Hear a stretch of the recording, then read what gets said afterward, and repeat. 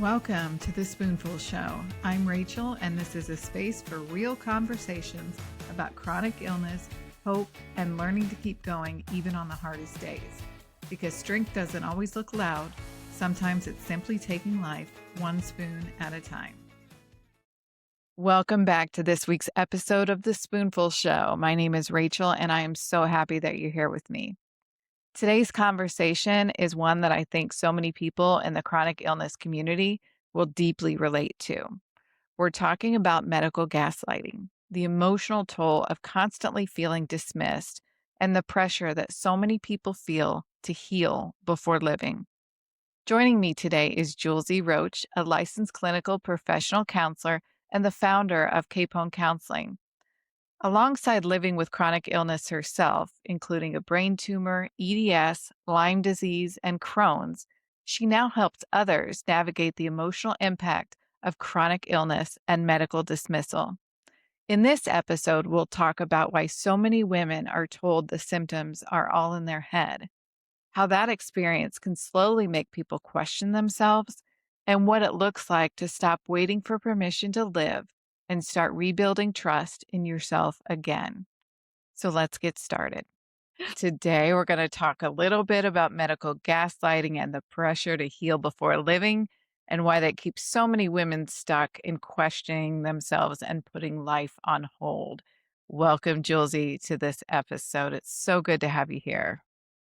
Thanks, Rachel. I really appreciate it. And I'm super excited to be here as well. As I was just telling you, this I think is so needed. There aren't enough resources out there, particularly for women. So I appreciate all the work you're doing. Oh, that's so kind. Well, let's start here. Can you introduce yourself and share a little bit about your chronic illness journey? Yes. So my name is Julsey Roach. I live in the DC area with my husband, Ryan, and my two kids, Patrick, who is 4, and Emmy, who is 3. And I am the owner of Crohn Counseling. We're a psychotherapy practice made up of 6 therapists. And my particular focus is chronic illness. And not just regular chronic illness, these very controversial, highly misunderstood, often labeled as the invisible illnesses. That's really what I focus on. And I got into that work through my own experience dealing with these invisible illnesses. I was navigating, or still am navigating, things like Ehlers-Danlos syndrome, Lyme disease, POTS, mast cell, a brain cyst that no one thought was causing any symptoms. And looking back over the last, 12 plus years of dealing with this, by far the hardest part for me was the medical mistreatment, the seeking answers, the learning how to advocate for yourself, trying to convince everyone around you that you are sick while you feel like you're fighting for your life and you just don't have the energy to explain, or even the medical terminology or knowledge to fight this fight, was probably the most difficult part of that journey. And I think there are a lot of great resources out there for chronic illness about rebuilding your life, rebuilding your identity, understanding the spoon theory. But there aren't a lot out there on the medical gaslighting and navigating that and how to advocate for yourself and why that even happens. So that's why I really wanted to do this podcast, to spend some time talking about that, because it's such a universal experience that I've noticed, especially with the women that I work with. Yeah. I don't think it's talked about enough. Why do you think that women, especially with chronic illness, get told that their symptoms are all in their head? Yeah.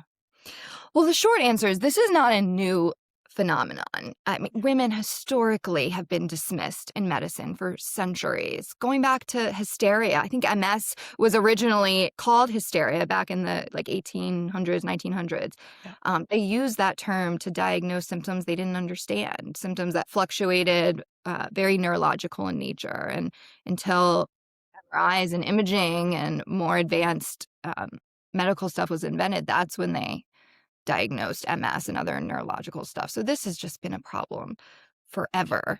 And I think partly, or a big reason, is that disproportionately women are affected by chronic illness. We are affected more by autoimmune disorders and these invisible illnesses. So we are literally at the doctors more than men. And women, I know I'm going to make a generalization here, but we tend to be organized and take care of ourselves and notice things that maybe men might ignore. So that, we come to doctors with binders and resources and articles and symptom logs. And unfortunately, that preparation can backfire.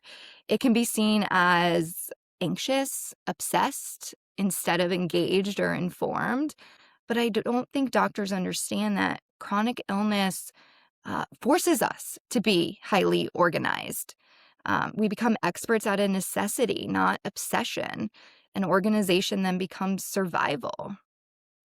And I think medicine, is very good at diagnosing things they already understand and that they can do a blood test for or an MRI for. They are not good at these complex illnesses that are defined by clinical standards, which are all my diagnoses, EDS, Lyme. It's a clinical diagnosis. I almost cringe when I hear that because I'm like, okay, that means no one's going to believe me because I don't have a blood test that I can show you. I don't have a CT scan that I can show you.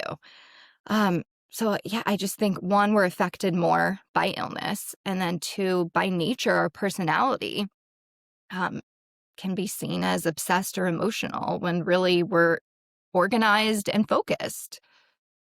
Yeah. Yeah. Gosh, that's so true.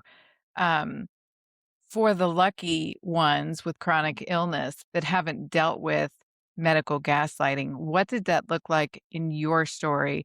And what does it normally look like in just subtle ways that people can experience it? Yeah, so medical gaslighting doesn't have to be some big dramatic moment, even though I certainly did experience that. I'll share one quick story. When I think I was 26 or 27, I did a yoga class for the first time. And after that, suddenly became paralyzed from the waist down, Mm.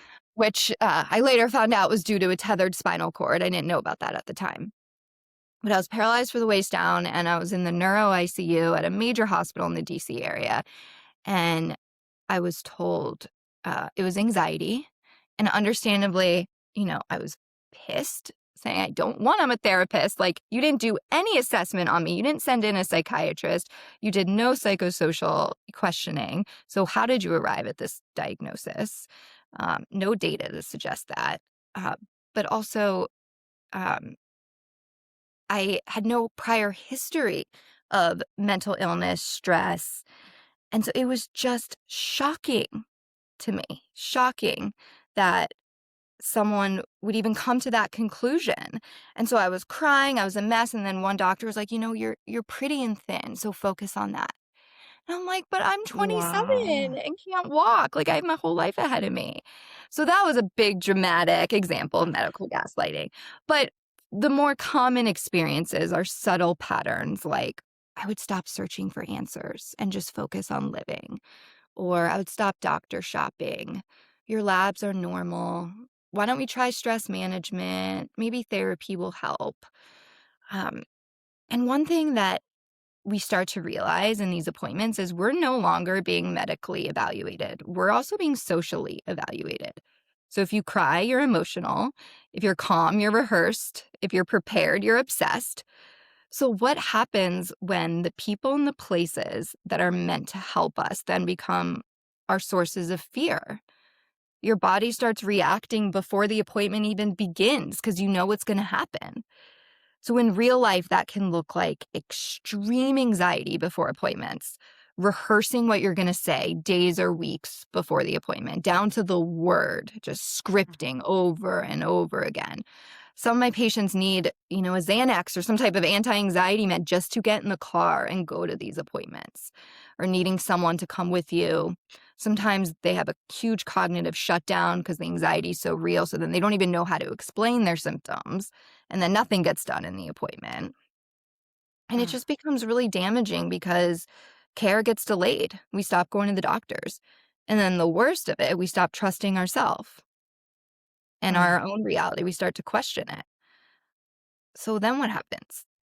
We're like, do we over exaggerate our symptoms to get believed? Do we under exaggerate our symptoms to get believed?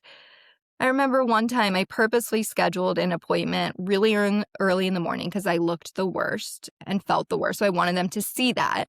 I purposely didn't shower. I wore really baggy. I looked distressed. I purposefully like rubbed my eyeliner under my eyes because I wanted to look like tired and sick.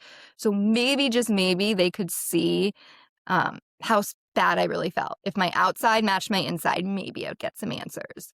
Yeah, but it's sad that we have to go to those lengths.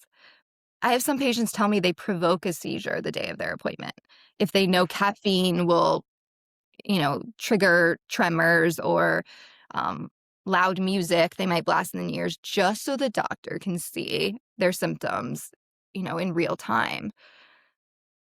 And the bad thing is that with these practitioners, sometimes it takes months and months to get in, and we've got like 15 minutes to try and explain everything. I had a nurse practitioner for my MS. I went in and I had felt so bad for so long, and I went in with all of these things. I'm experiencing this, and this is happening, and this is new, and this is new, and I felt like, the MS was taking over.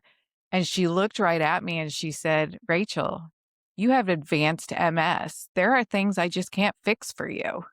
Like, what do Hmm. you want me to do?" Yeah. And I shut down. Yeah. I left crying, Yeah. and I left with all these symptoms that are, were still happening, and nothing to even feel like I could get any relief from. Yes. You make such a good point that these appointments sometimes take months to get into. So our whole life feels like it's depending on this appointment. Yeah. And and they have 15 minutes unless you're seeing an out-of-network specialist, which not everyone can. Either they don't have access to it or affordability. It's not always accessible. You have 15 minutes to explain everything, for them to come up with a treatment plan. And they're very uncomfortable with uncertainty. So doctors would rather say, I think this is stress. Let me come up with a plan for that. Probably so they can just have that in writing, liability wise, maybe, rather than saying, I don't know. Let's work on this. Let's find someone that might know, or let's do some more investigating. They don't want to say that. Mhm. And I wish they knew that's actually what we want. We would rather them say, I don't know. Yeah. I don't know, but let's keep trying and let's get you to somebody who can help you or something. What do you think that does to someone mentally when they hear things over and over of "You're fine, your labs are normal." It's probably stress or anxiety. Yeah, people develop PTSD and very severe trauma, especially going to the doctors or even just anyone in their life, friends, family, asking how they're doing. It's this intense trauma response of, what do I say? If I'm honest, am I a Debbie Downer that I'm still sick? Or do I come off obsessed and Yeah. hyper focused on my illness? And that's all I want to talk about. If I'm not honest and say, okay, I'm doing good, then their expectations of us are higher. Well, if you're doing good, why aren't you working? If you're doing good, why are you still bedbound? Mm. So it's a trap. We don't have a good answer anymore. Um, and the worst I've seen is when then we start to question ourselves, when we believe that we might truly have anxiety, or maybe we are crazy, or maybe we have Munchausen's. We start to question that. If all of these doctors who are supposed to be the experts and professionals are saying that, is there some truth to that?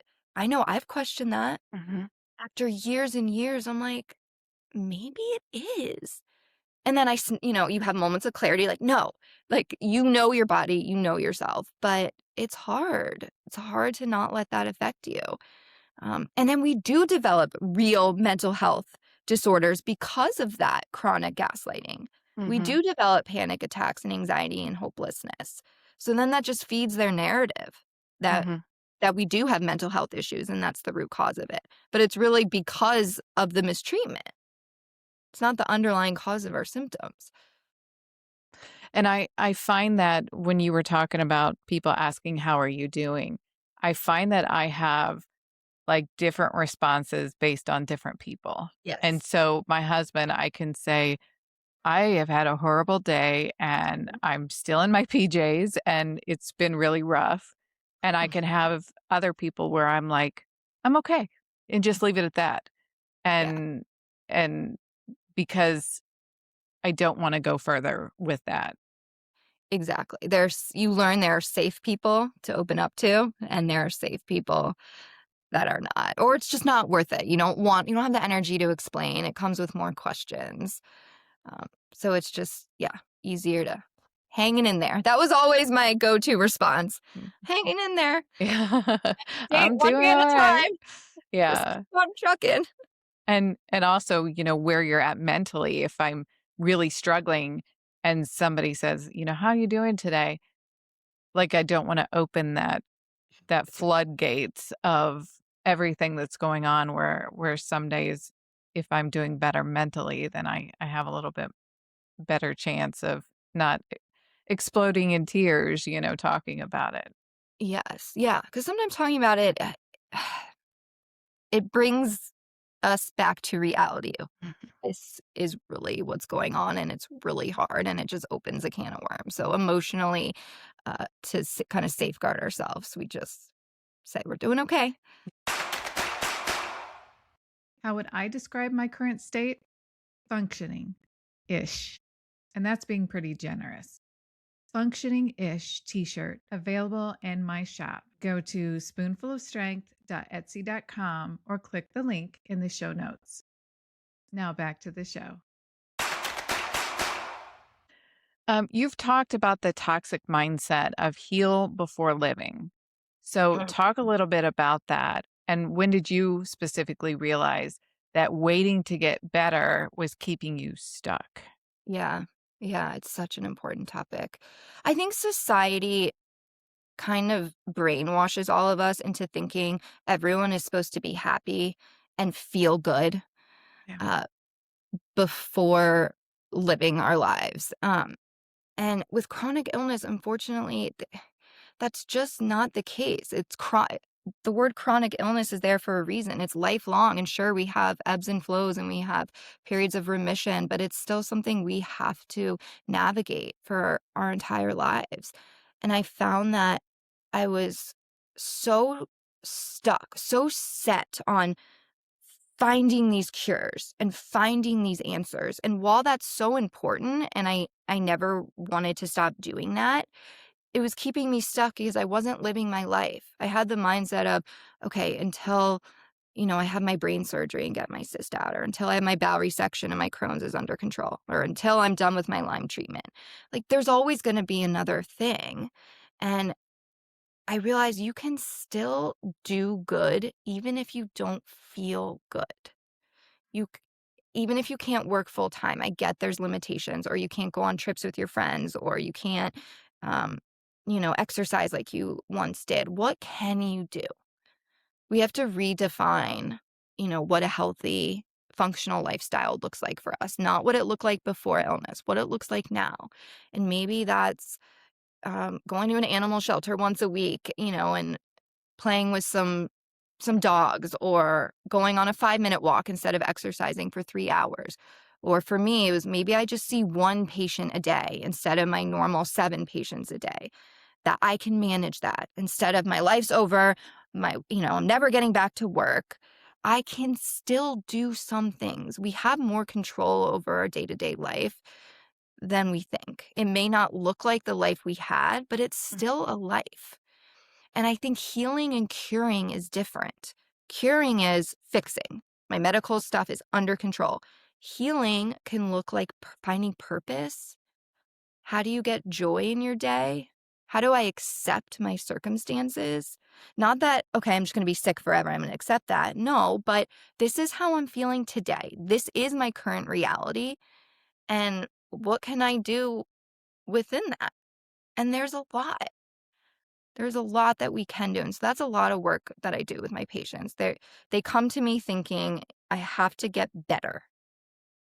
What does better mean? It's usually, okay, physically better. I can't control that, and Yeah. actually, a lot of doctors can't control that. So what if we shifted from, instead of better, how can I live my life more authentically right now? How can I live still a value-driven life while being sick? Now that's motivating because it's attainable.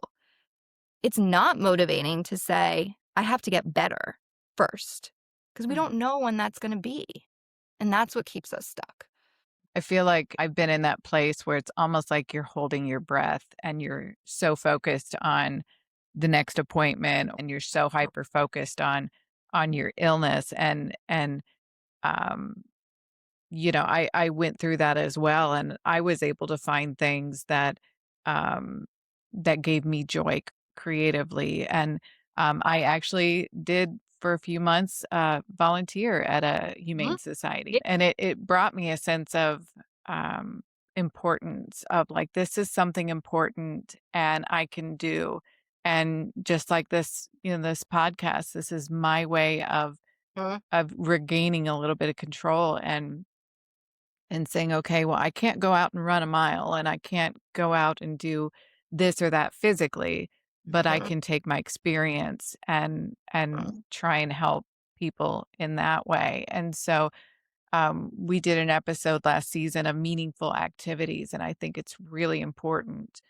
that no matter what's going on, that we try and incorporate, whether it's routines Mhm. or activities that make us feel like a healthy person, make us feel like we're important and all of those things, and I think that is so important, and I wish that was something that was, talked about a little bit more. Yeah. Finding purpose in your days is huge because our days become about managing our illness. It becomes a Mhm, full-time job with pills and supplements and treatments, and we need to wake up each day with meaning. mhm. It doesn't matter what that meaning is. Yeah, yeah. You've talked about rebuilding trust in yourself. So, after years and years of questioning your own body and your Mm. experiences and all of this medical gaslighting and things, what is rebuilding trust in yourself? What does that actually look like? That's a great question, and it took a while. I think I always did have trust. I don't wanna say it took a while to get there because I did. I knew I was sick. I had moments of weakness after some terrible, medical appointments and gaslighting, but for the most part, I stuck to my intuition, and my intuition has always been really strong of, "This is not the person I am." I went back to the facts. I was a highly functional 27-year-old woman, a master's degree business owner, about to get married. I had everything going for me. I had no prior history of severe mental illness or stress and got hit hard out of the blue with something. That doesn't line up with mental illness. And I think being a therapist helped me with that too. I knew the signs, I knew how to diagnose anxiety and depression, and that didn't fit. I didn't Mm, meet criteria for that. So anytime I had moments of weakness. I went back to the facts. Um, and I had a lot of those moments. My parents even questioned it. I think my parents said something like, "Did you experience a significant trauma in childhood or trauma that we didn't know about that's keeping you sick?" And it wow. was so hard not to, like, my parents were my safe person throughout all of this. When they questioned that, that was hard. That was really hard. And I don't remember my exact response. I really don't think I let it get to me too much because I knew. I knew the answer was out there. And I learned to reframe how I thought about these doctor's appointments. I used to go into them thinking, this is going to be the answer. This is going to be the appointment that's going to get me Mhm. better. And when that didn't happen, it felt life shattering. It felt like they were telling me that my life is over. And I couldn't do that ride anymore. The waiting 3 months for a doctor's appointment, being shut down, the emotional collapse, and having to rebuild after that. I just couldn't do it anymore. So I started reframing it. Not that I'm going to get an answer, nor am I looking for an answer. I'm going to get an opinion, going to get this doctor's opinion on this specific issue. Opinions aren't facts. Opinions can be wrong. I don't have to accept every opinion. And that was a big turning point for me, even with my family. That's an opinion. Or my Mhm. friend or my coworker. That's their opinion, and I don't have to accept that. But I was treating everything as facts. Can't argue with facts. That was probably one of the biggest shifts for me. Wow. I love that. What are some of the practical ways that people can advocate for themselves in medical settings without completely burning out emotionally? So many of us just don't know the right way to do it. Yeah, yeah. A few things. If you can, try to find a specialist and not a generalist. I know you might have to see a generalist to eventually get the referral to a specialist. I've never had a good experience with generalists. They don't have the time, the knowledge to dive deep. When I finally do get to a specialist, for instance, like for my specific type of cyst I had in my brain, they know what they're talking about. I was believed, I was not dismissed. It was the general neurosurgeons I saw who dismissed me. So if you can find a specialist, going into the appointments, reframing it as opinions, not facts, and then try and stay calm if you can. I know it's really hard, but getting overly emotional feeds their narrative. And don't argue. I have argued for years. It doesn't get me anywhere. I stay calm. If they mention stress or anxiety, I kindly say, thank you for that perspective. Can I ask what some other alternatives or some other things that maybe can be contributing? Or I say, thank you. I will definitely look into therapy. If that's not effective, what would the next plan be? What would the next steps be?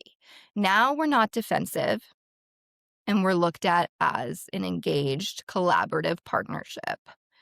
I've had much better experiences when I approach it that way than when I say, I am not stressed. I am not anxious. I know what anxiety is. That's not what I have. That response feeds the narrative that I'm Right. a highly emotional, combative, defensive woman. It's very hard though. I don't want to minimize that. It took me years to get to that point to be able to keep my composure in these appointments. Remind yourself why you're at that appointment. Stay focused on that reason. I have a lot of my patients who are so scared to even go to the OB for like a pap smear because they don't want to review their medical history, see all the meds they're taking. You can kindly say, thank you. I'm not here to discuss that. I'm here for my yearly pap smear and breast exam, and move on.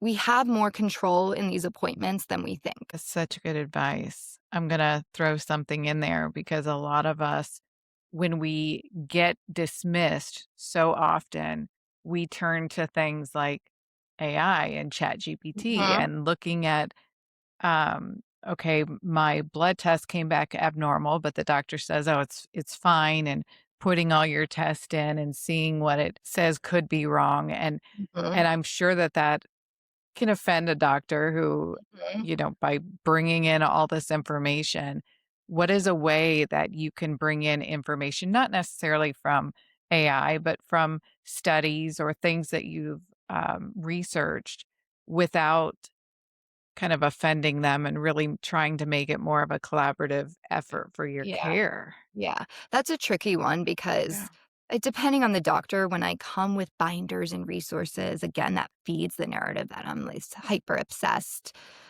person instead of being a knowledgeable, informed person. Um, I I just say this is something I researched. It seems to fit some of the symptoms that I'm experiencing. What do you think? I don't ever come in there saying, this is what I think I have. Look at this. Why haven't you brought this up? Not defensive, not accusatory, very collaborative. I'm curious what your thoughts are on this. I've been doing some reading. I don't even say I think this is what I have. They don't like that. Mhm. I don't. They just yeah. Then they think we're diagnosis seeking. So Yeah, who just has the degree here, right? yeah, yeah, and we don't want them to think we want a diagnosis, even though of course we do, because then that means an answer and a treatment. But doctors, they get red flags when they think we're diagnosis seeking. So I keep it very casual. Like, I don't, this is just something I researched. I was curious. What do you think? I can touch on how to get support. Yeah, When that would being be to say, community is huge. I don't think I could have gotten through some of my stuff, a lot of my stuff without a supportive community. And I would this was 10 years ago before, Instagram and Facebook were huge. Um, I just blindly messaged people on Facebook and Instagram. If they had an open profile where they were open about some of the things they were struggling with, whether it was Lyme disease or Crohn's or anything that I was also going through, I just sent them a message. I'm like, I'm going through this too. What's your experience been like? Some responded, some didn't. Mhm. Um, but the ones that did also really needed that connection. And we feel so alone in this. It's rare that someone in their immediate circle, like a friend, family member, colleague, is going through what you're going through. So it feels alone. But I'm sure with MS, like you found, there is the biggest community Yeah. out there. And having that shared experience can really get us through. And then if Mhm. you can find a therapist who understands medical trauma in particular, or chronic illness, um, Yeah.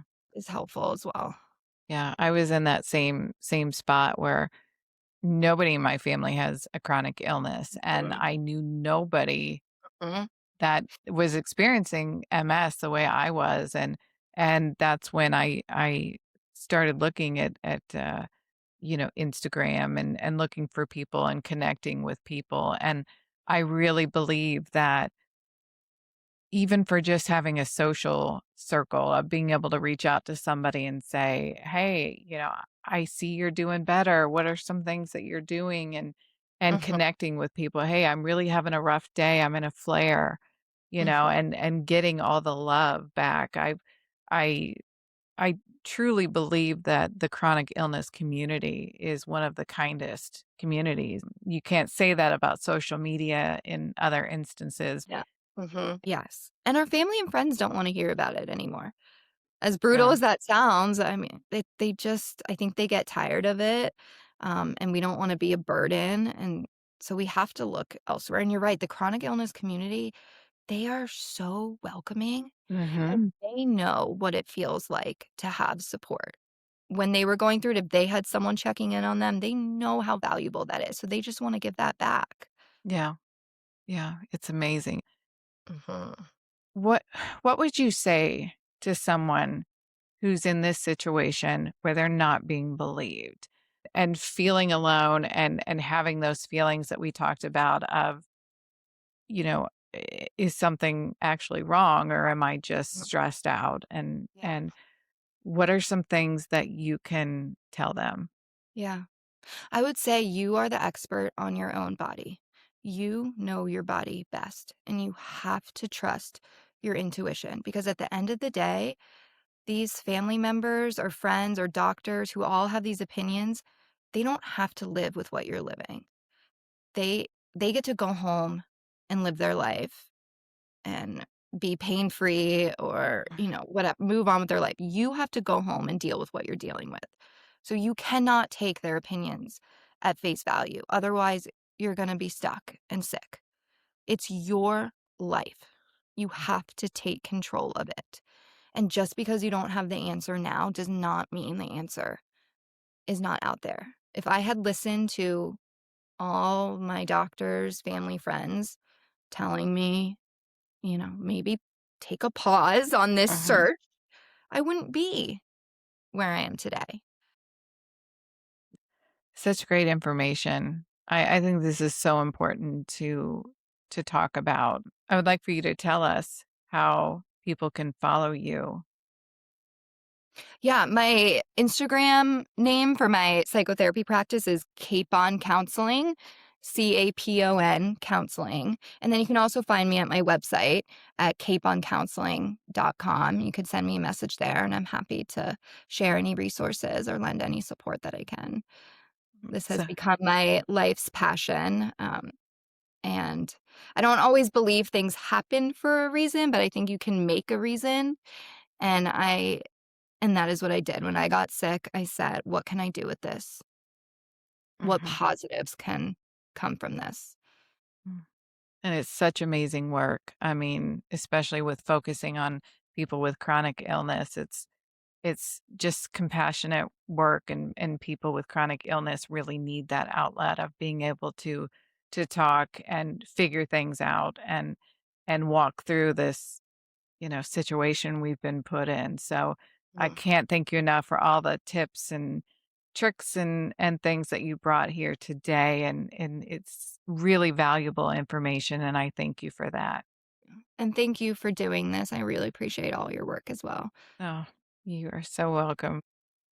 I want to thank Julesy for being here and for such an honest and validating conversation. I think so many listeners are going to hear themselves in this episode, especially anyone who has ever felt dismissed, doubted, or like they have to prove that they're sick to deserve support. One of the biggest takeaways from today is that your life doesn't have to stay on hold while you're waiting for the perfect answers, perfect health, or validation from everyone around you. Learning to live while navigating chronic illness is not giving up, it's reclaiming your life. If you connected with this episode, be sure to share it with someone who may need to hear it. And as always, thank you for saving some spoons to be with me today. Until next time, take care. Just a quick reminder, everything shared here is based on personal experiences. Please consult your doctor for your own care.